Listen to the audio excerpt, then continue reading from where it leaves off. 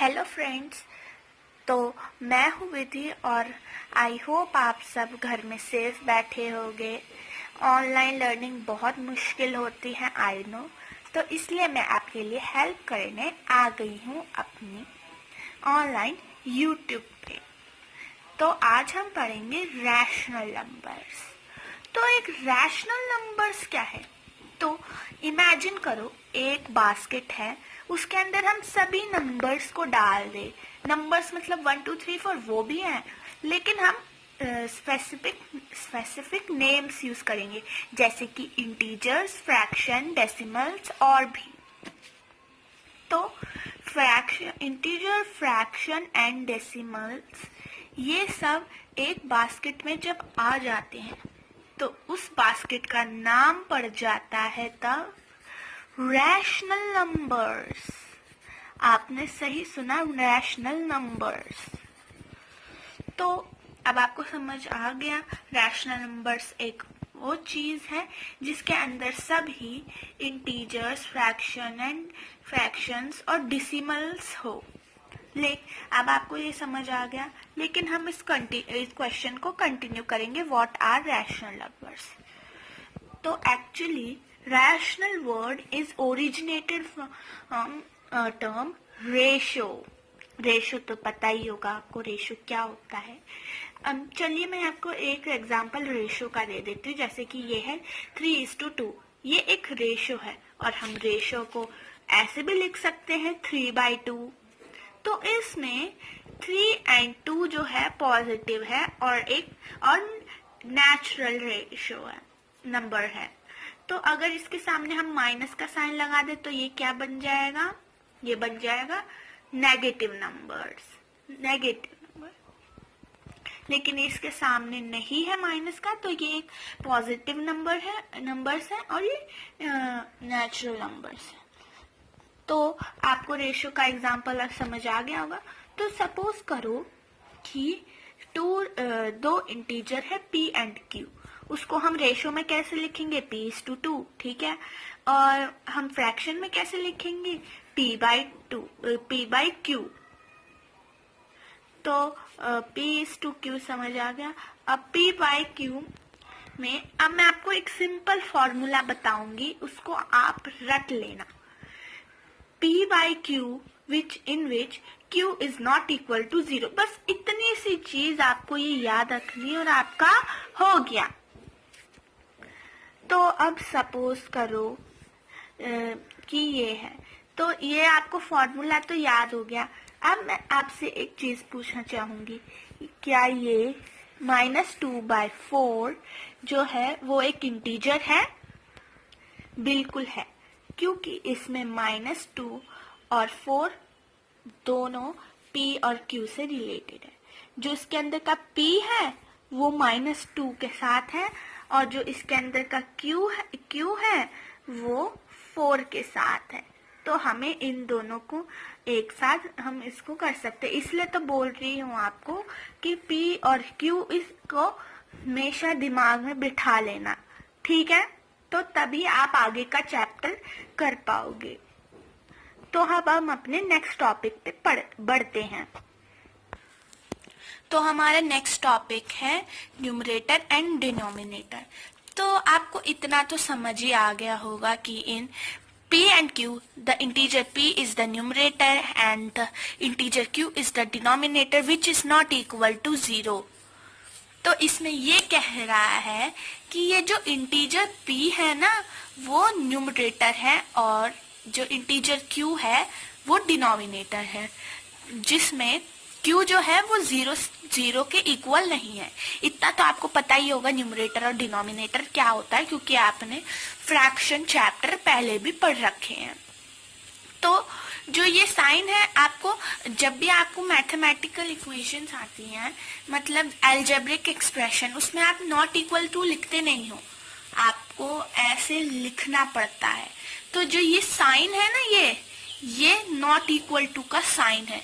तो हमेशा याद रखना कि ये जो आपको अगर कोई भी इक्वेशन इक्वल नहीं हुए तो आपको ये नॉट इक्वल टू का साइन डालना पड़ेगा। जैसे इसमें q is not equal to 0। तो हम आगे बढ़ते हैं। मैं एक एग्जाम्पल देती हूँ आपको। -3 और -3/7। अब आपको पता ही होगा, इसमें -3 जो है वो न्यूमरेटर है और जो 7 है वो डिनोमिनेटर है। ये तो काफी आसान था।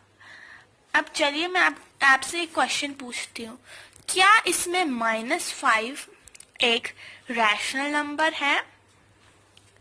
हाँ, -5 बिल्कुल एक रैशनल नंबर, क्योंकि जब कोई भी रैशनल नंबर की बात आती है हमें सिर्फ इंटीजर, फ्रैक्शन और डेसिमल्स के बारे में सोचना है। उसके अलावा हमें कोई भी चीज नहीं सोचनी है। जैसे ही -5 आया, सोच लो ये एक नेगेटिव इंटीजर है। अब देखिए, अब जब भी कोई नंबर मतलब ऐसे अकेला होता है और उसके सामने कोई फ्रैक्शनल नंबर आता है, जैसे अगर आपको बोले इन दोनों को प्लस करो, आप इसके नीचे 1 ले आओगे, वैसे ही ये इसके नीचे जब 1 आ जाता है तो ये रैशनल नंबर हो जाता है। वैसे भी मैंने आपको बोला था कि हर एक नंबर एक इंटीजर होता है और हर एक नंबर एक इंटीजर होता है और हर एक इंटीजर एक रैश होता है। तो ये एक इंटीजर है, पता ही है। ये एक नेगेटिव इंटीजर है क्योंकि माइनस सामने है इसके, तो ये एक रैशनल नंबर भी है। लेकिन अब आप सोच रहे होगे जीरो का क्या होगा? जीरो तो कोई इंटीजर नहीं है, फिर वो रैशनल नंबर कैसे हो सकता है? बिल्कुल है, क्योंकि रैशनल नंबर में सिर्फ इंटीजर ही थोड़ी ना आते हैं। रैशनल नंबर में तो फ्रैक्शन भी आ सकते हैं, और जीरो को हम फ्रैक्शन में भी लिख सकते हैं, जैसे 0/2, 0/7, 0/11। सो 0 इज ऑल्सो अ रेशियो। तो अब हम आगे बढ़ते हैं। सो 0 इज ऑल्सो रैशनल नंबर। आपको ये पता चल गया, रैशनल नंबर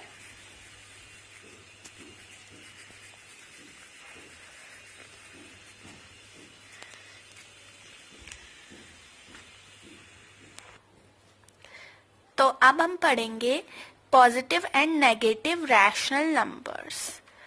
तो 2/3 एक रैशनल नंबर है, पता ही है सबको।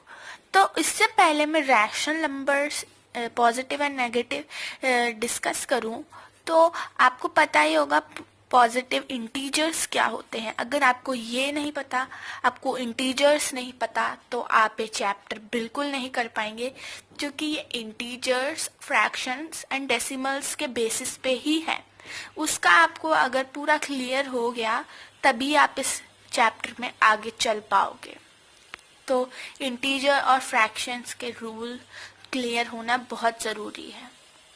तो मैं आपको एक बार रिकैप करवा देती हूँ, पॉजिटिव इंटीजर्स क्या होते हैं। पॉजिटिव इंटीजर्स वो होते हैं जो एक इंक्रीजिंग साइड पे होते हैं, और अगर मैं और अच्छे से बोलूँ, जो राइट हैंड साइड पे होते हैं। राइट हैंड साइड एक इंक्रीजिंग साइड है, वो होता है एक पॉजिटिव इंटीजर। जैसे कि 2 एक पॉजिटिव इंटीजर है, 3 एक पॉजिटिव है, और ये एक इंक्रीजिंग साइड पे है, तो ये जो है ये पॉजिटिव इंटीजर्स कहलाते हैं। और अब नेगेटिव इंटीजर्स क्या होते हैं? नेगेटिव इंटीजर्स होते हैं जो लेफ्ट हैंड साइड पे होते हैं, जो कि डिक्रीजिंग साइड होती है उस पे। जैसे -2, -3, -4, ये एक डिक्रीजिंग साइड पे है, इसीलिए ये नेगेटिव इंटीजर्स कहलाते हैं। तो जैसे नेगेटिव और पॉजिटिव इंटीजर्स है ना, वैसे ही नेगेटिव और पॉजिटिव रैशनल नंबर्स भी है, लेकिन बस इनके अंदर जो है हमने इन्हें फ्रैक्शन स्टाइल में लिखा है। जैसे कि 2/3, ये इसके अंदर कोई माइनस साइन नहीं दिख रहा है, ये इंक्रीजिंग साइड पे जा रहा है, डिक्रीजिंग में नहीं जा रहा है, ये राइट हैंड साइड पे है, इसलिए एक पॉजिटिव रैशनल नंबर है। -3/5 ये एक नेगेटिव है, क्योंकि इसके में माइनस है। और माइनस है डिक्रीजिंग साइड पे जा रहा है, तो ये नेगेटिव रैशनल नंबर कहलाएंगे। Example of positive rational numbers आपको बता देती हूँ, है 3/8, 5/7 और 2/9। Example of negative rational numbers है -5/7, 3/8 और -3/8 और -9/5। तो अब मैं आपको एक क्वेश्चन पूछती हूँ, is this a rational number -3/8? नहीं, क्योंकि रैशनल नंबर्स का रूल है कि किसी भी एक फ्रैक्शन टाइप रैशनल नंबर में दो माइनस के साइन नहीं हो सकते। हाँ, दोनों पॉजिटिव हो सकते हैं लेकिन दोनों नेगेटिव नहीं हो सकते। तो इस कंडीशन में हम क्या करेंगे, इस कंडीशन में हम दोनों साइन को एक दूसरे के साथ कट कर देंगे, जिससे ये एक पॉजिटिव रैशनल नंबर बन जाएगा। ये रूल याद रखिएगा, क्योंकि ये बहुत कंफ्यूज कर देता है बच्चों को कि अगर दो होंगे साइंस तो फिर वो दो साइंस होंगे तो फिर वो नेगेटिव है। इंटीजर का अगर आपको याद हो तो याद होगा कि अगर दो प्लस है तो फिर वो प्लस का मतलब पॉजिटिव होगा, और अगर पॉजिटिव होगा, अगर एक भी प्लस या फिर माइनस हो तो फिर वो नेगेटिव में आएगा। वैसे ही इसमें भी है, दो साइन हो तो एक दूसरे के साथ कट करके वो पॉजिटिव रैशनल नंबर हो जाएगा, और अगर एक साइन हो तो फिर वो नेगेटिव ही रहेगा, नेगेटिव रैशनल नंबर ही वो रहेगा। वो उसको हम फर्दर रिड्यूस मतलब उसे हम उसमें नहीं कर सकते हैं कन्वर्ट पॉजिटिव रैशनल नंबर्स में। तो अब आपको समझ आ गया होगा कि पॉजिटिव और नेगेटिव रैशनल नंबर्स क्या है। तो अब हम आगे बढ़ते हैं।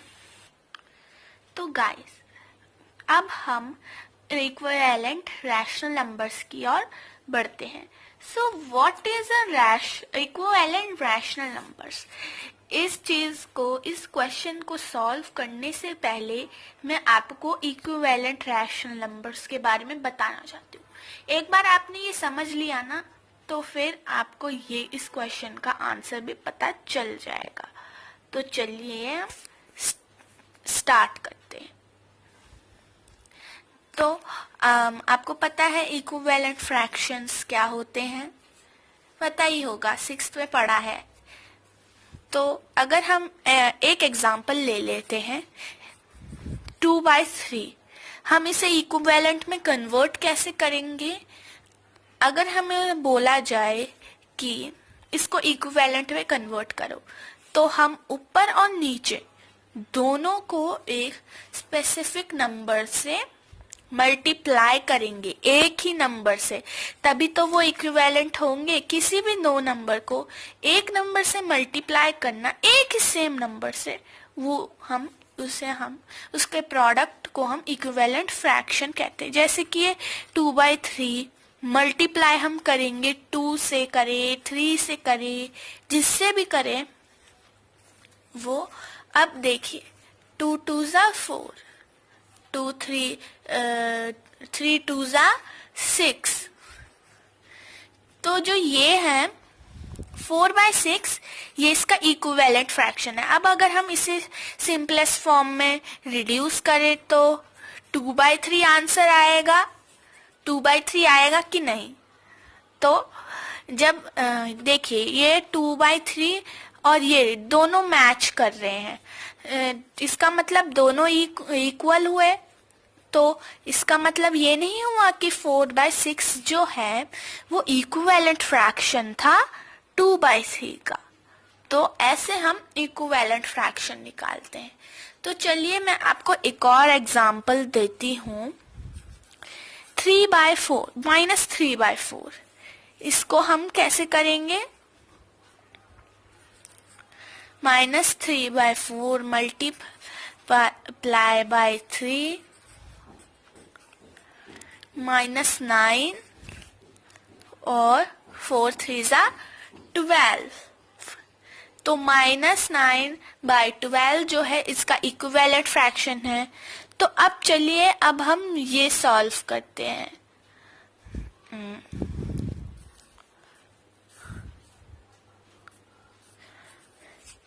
मैंने अभी आपको समझाया था जब ऐसी सिचुएशन हो तो हम क्या करेंगे।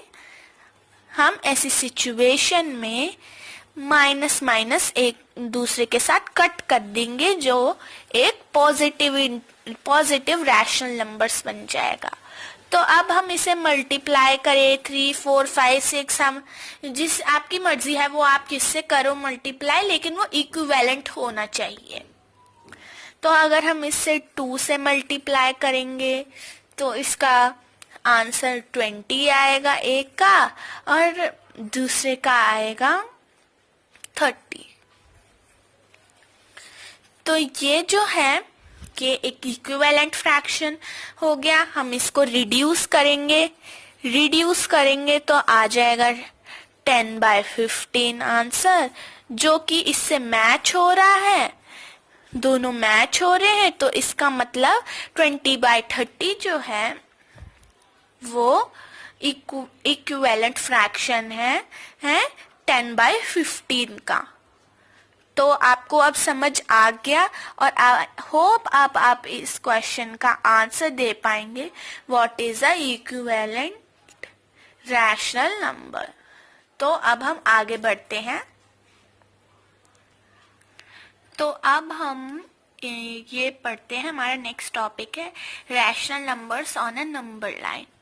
तो इससे पहले ये पढ़ूं, क्या कोई मेरे को बता सकता है कि how many rational numbers are there between 0 and 1। अगर आप नहीं जान पाए तो मैं बता देती हूँ, इसका आंसर है इनफाइनाइट। यस, आप शॉक हो गए होंगे, क्योंकि अगर हम यहाँ पे एक नंबर लाइन बनाएं,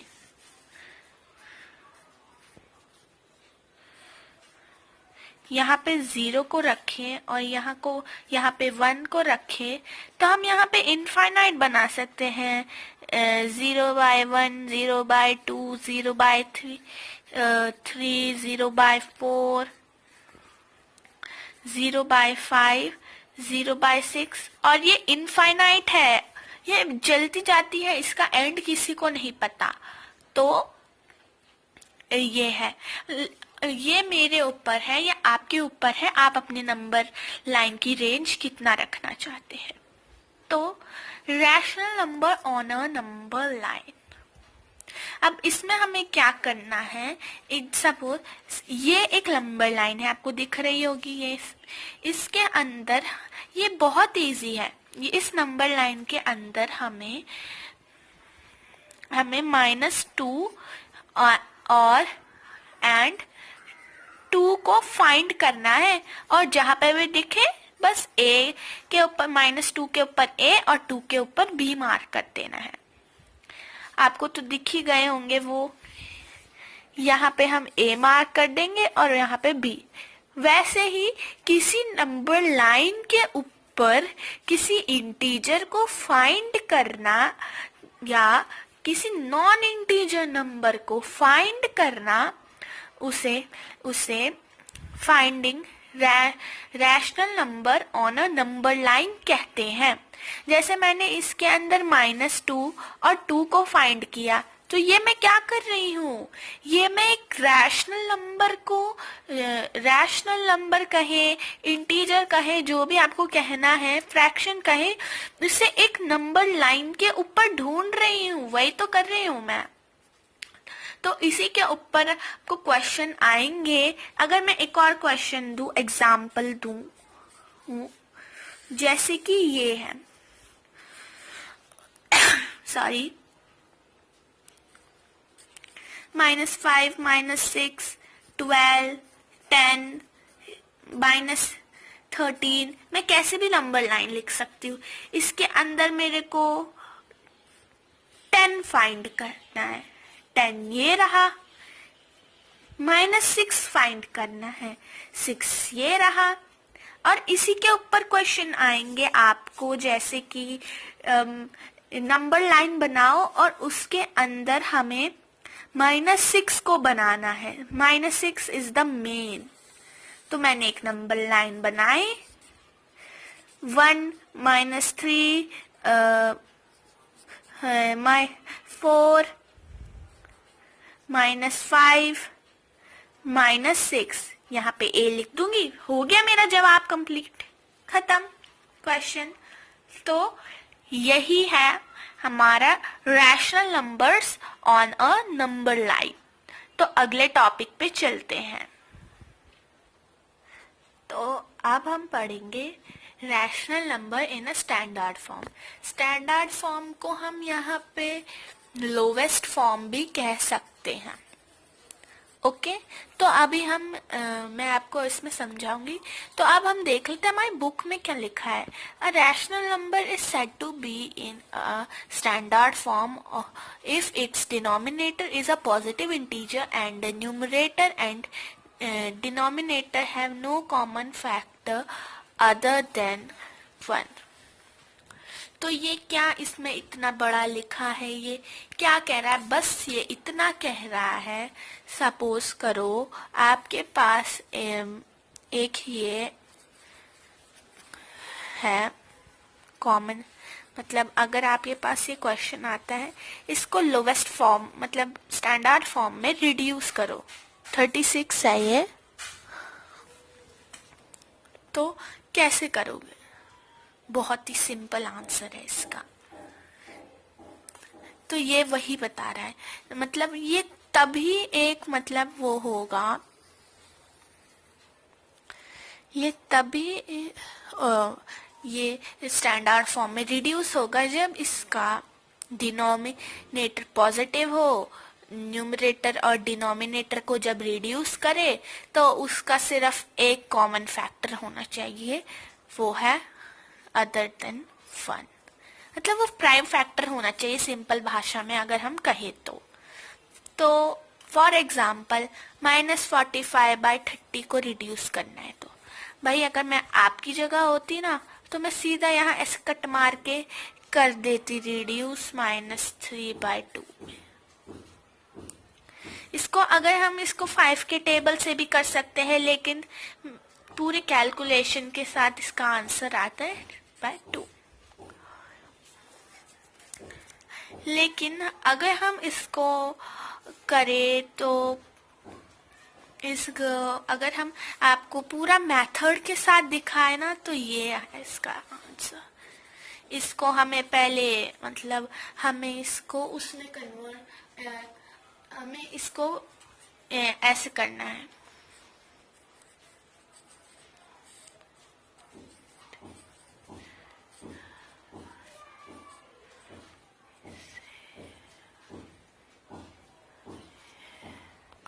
हमें इसे इक्विवेलेंट बनाना है, तो हम ये भी कर सकते हैं। तो इसका मेथड है, हमें इसको डिवाइड करना है जिसमें ये दोनों सेम टेबल में आए। 45 और 35 के टेबल में आते 5 से कर लो आप, 3 के टेबल में भी आते हैं 3 से कर लो, और 15 के में भी आते हैं 15 से भी कर लो। लेकिन अगर आप इसे 3 से करोगे तो आपको इसको आंसर 15/10 आएगा, जिसको आपको एक और बार रिड्यूस करना पड़ेगा। 15 को आपको फिर 15 को आपको 5 के साथ डिवाइड करना पड़ेगा, 5 के साथ, तब जाकर आपका आंसर ये आएगा। तो ऐसे हम इसको रिड्यूस कर सकते। लेकिन जो मैंने आपको तरीका बताया सिंपल काटने का, आई थिंक यही बेस्ट है, क्योंकि ये कम टाइम लेता है और हो भी जाता है हमारा। नहीं तो इस वाले मेथड में बहुत ज़्यादा झंझट है। तो आपको rational number in standard form आपको समझ आ गया होगा। तो अब हम अपने नेक्स्ट टॉपिक की ओर बढ़ते हैं। तो अब हम सीखेंगे कंपैरिजन ऑफ रैशनल नंबर्स। तो कंपैरिजन रैशनल नंबर्स का सीखने से पहले कंपैरिजन ऑफ फ्रैक्शंस किसी को याद है? याद तो होनी चाहिए। उसमें हमें आप देखिए, जैसे कि हमें कोई नंबर दिया हो 2/3 एंड 5/7, इसको 5/7 इसको हम कैसे कन्वर्ट करते थे? दोनों का एलसीएम निकाला, एलसीएम जो आया उसको इन दोनों के साथ मल्टीप्लाई करके स्मॉलेस्ट फॉर्म में रिड्यूस करके हो गया। वैसे ही इसमें भी करना होता है। जैसे कि अगर आपको कोई भी नंबर दे, फॉर एग्जाम्पल अगर हमें ये दो आए 5/9 और -3/-8, तो इन दोनों के पहले तो एलसीएम निकालेंगे हम 9 और 8 का। तो यहाँ पे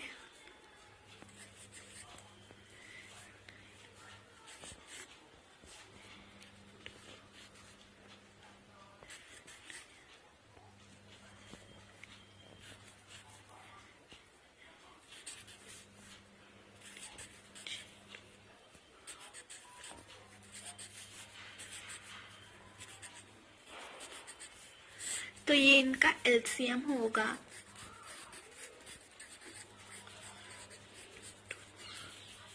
अगर 3 2 6, 18,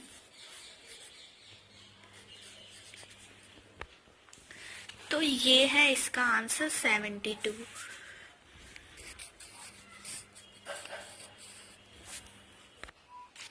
तो अब जैसे कि ये क्वेश्चन मैंने आपको बोला, इसका एलसीएम निकला 72, क्योंकि अगर हम इसको मल्टीप्लाई करें 3 into 2 6, 6 into 3 18, 18 into 2 36 into 36 into 2 72।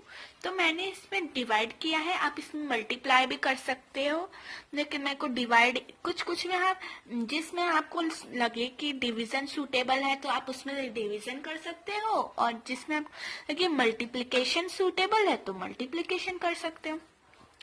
तो मैंने 9 को मैंने डिनोमिनेटर से स्टार्ट किया। देखिए आप हमेशा डिनोमिनेटर से ही स्टार्ट कीजिए, क्योंकि डिनोमिनेटर सेम होना चाहिए।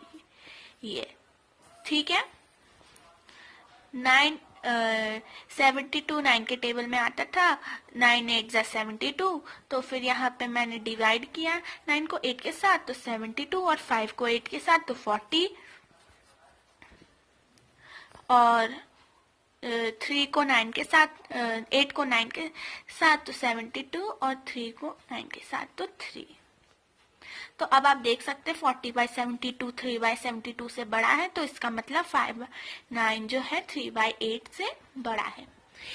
इन सब क्वेश्चंस में जो है आपको सिर्फ मतलब आपको इसमें फ्रैक्शन और इंटीजर और डेसिमल्स पिछला याद होना चाहिए। पिछले कॉन्सेप्ट भूल गए फिर तो आप इस चैप्टर के हर एक मैथ्स का चैप्टर आप कुछ नहीं कर पाओगे।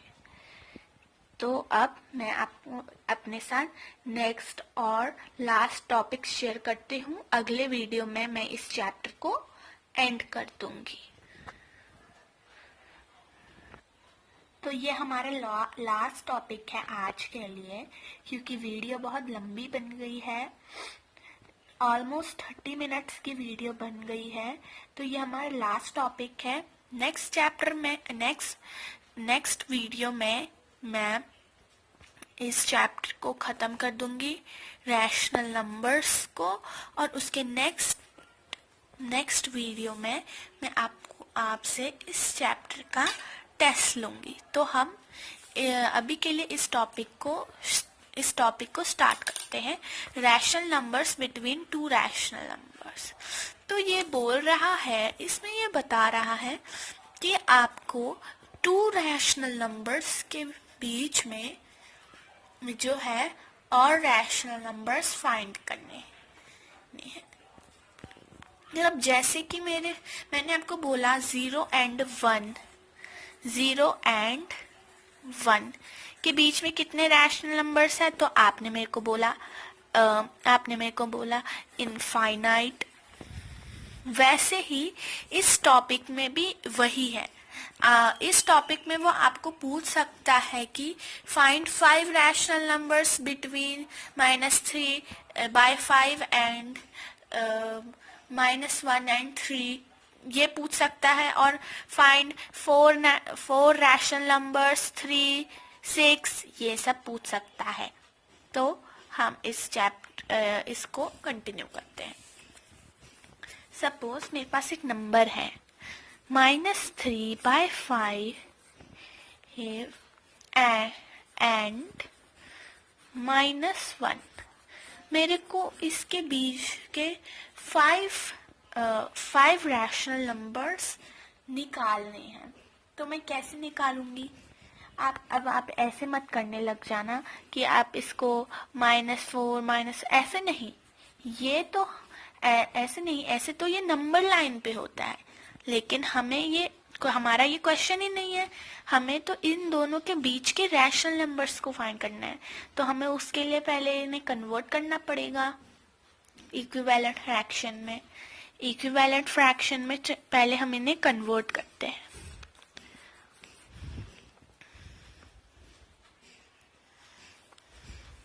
मैं इसे किसी से भी मल्टीप्लाई कर सकती हूँ, वो मेरे ऊपर है।